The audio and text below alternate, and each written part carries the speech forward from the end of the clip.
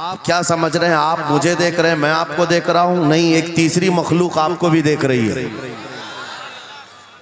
बेशक तीसरी मखलूक की नजर में आप भी हैं, हम भी हैं। वो बड़े गौर से इस पूरे मजमे को देख रहे हैं। बेशक आपका प्रेजेंटेशन ऐसा हो कि दुनिया पुकार कर कहे इसमें अब भी रसूलुल्लाह के सहाबा की और उनके गुलामों की खुशबू आया करती है। सुभान अल्लाह। आपके इस मजमे का वक़ार ये बताए कि यहाँ पर बैठे हुए लोग, यहाँ पर आए हुए लोग नबी पाक सल्लल्लाहु ताला अलैहि वसल्लम की गुलामी में आए हुए लोग हैं। बेशक मुसलसल मैं देख रहा हूँ काफ़ी देर से, नौजवानों, इस दुनिया की चकाचौंध तरक्की ने हमें बहुत सारी रूहानियत से महरूम कर दिया है। हमारे ये पाकीज़ा मजालिस ये मोबाइल के नज़र हो गए, ये कैमरों के नज़र हो गए। हर आदमी सेल्फी लेना चाहता है, हर आदमी फ़ोटो लेना चाहता है, हर आदमी वीडियो लेना चाहता है।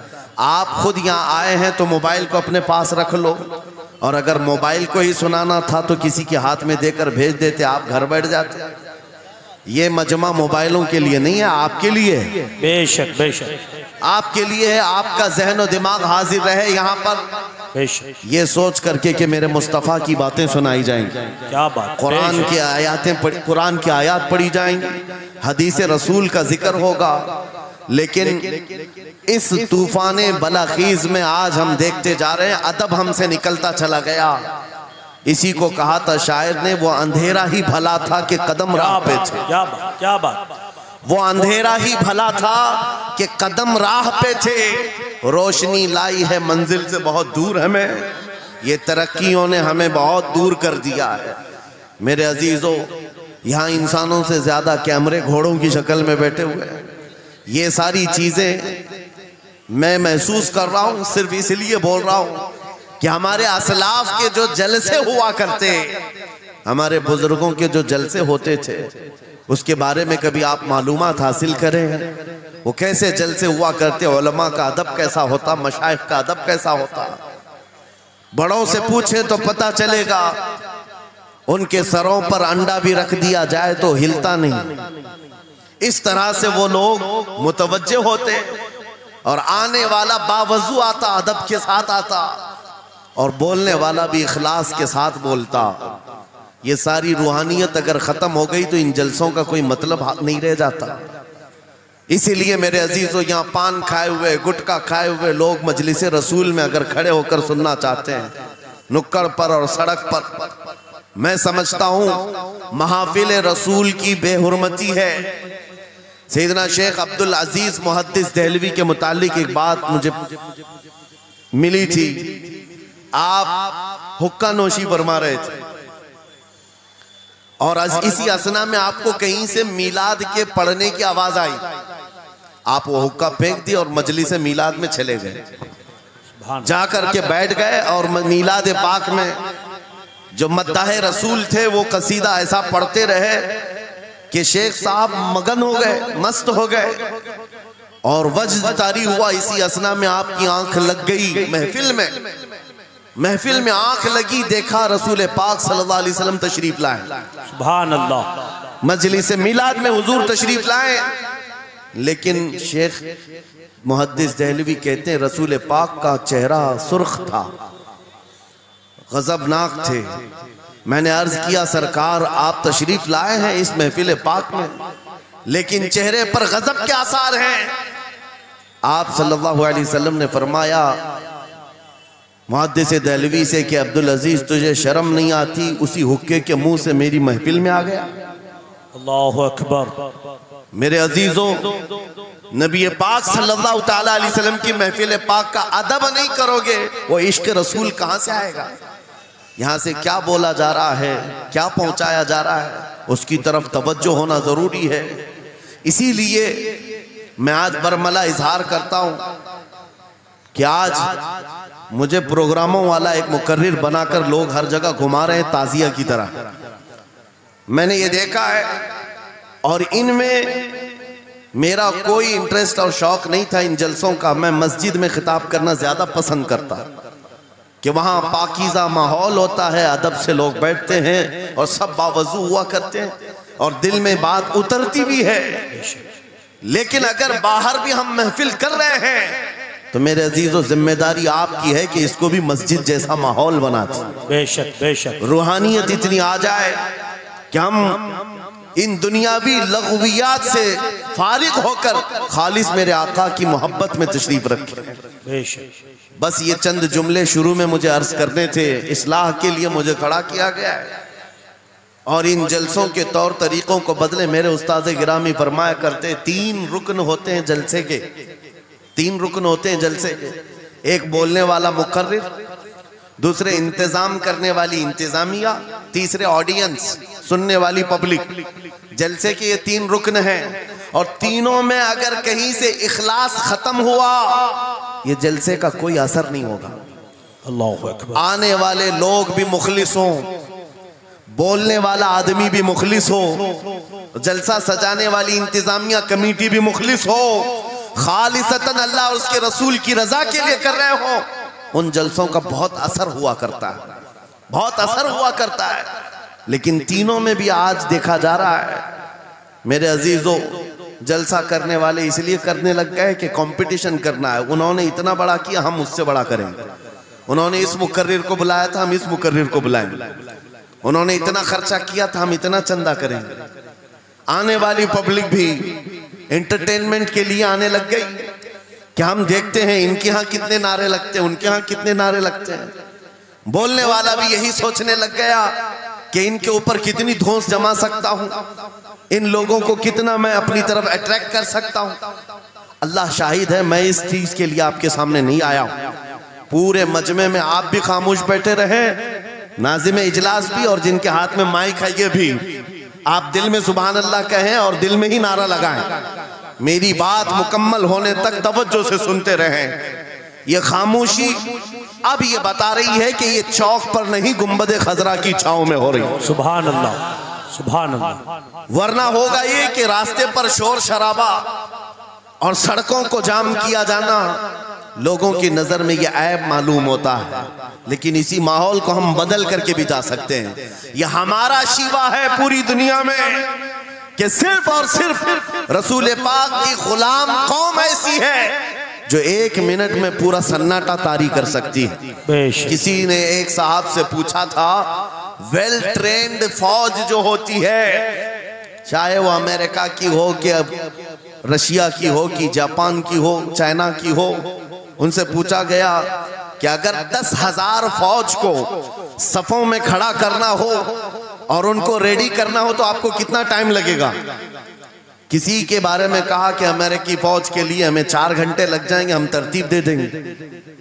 रशियन फौज के लिए 3 घंटे लग जाएंगे, चाइनीज और एक्टिव हैं, 2 घंटे में अपनी थपे तरतीब कर लेंगे। उस मुसलमान दानिश्वर ने कहा, अल्लाह का करोड़ों एहसान है, 1 लाख से ज्यादा का मजमा होता है हरम काबा में भी और हरम रसूल में भी। इमाम सिर्फ 1 मिनट में कहता है सफ़े दुरुस्त कर लो, किसी को डंडा मारने की जरूरत नहीं, सबकी सफ़े खुद दुरुस्त होती है। ये कौम है जो अपनी सफ़े खुद दुरुस्त करती है। मस्जिदों में, जुमा में, ईदगाह में जाकर कोई लकड़ी लेकर नहीं फिरता कि अपनी अपनी सफ़ें दुरुस्त कर लो।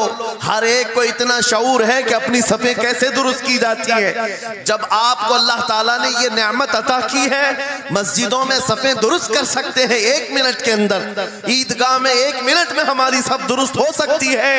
ऐ नौजवानों, दुनिया को ये बताओ, सिर्फ मस्जिद और ईदगाह नहीं, दुनिया के हर मैदान में हम अपनी सफ़ें दुरुस्त कर सकते हैं। सुभान अल्लाह। हर मैदान में हमारी सब दुरुस्त हो सकती है। ये अल्लाह की तरफ से दी हुई बहुत बड़ी नेमत है। बस अब मजमा जो खामोश है और मुतवज्जे है, अब मेरी बात को आगे मैं बढ़ाता हूँ, तवज्जो से सुने। कुरानी उलूम के मुताल्लिक आपके सामने चंद बातें रखूंगा, इसलिए कि मुझे कहा गया बड़ा पढ़ा लिखा मजमा है और मुसलमान के लिए पढ़ा लिखा होना बहुत लाजिम है, इसलिए कि जिहालत इस्लाम का अपोजिट है। जिहालत इस्लाम का अपोजिट है।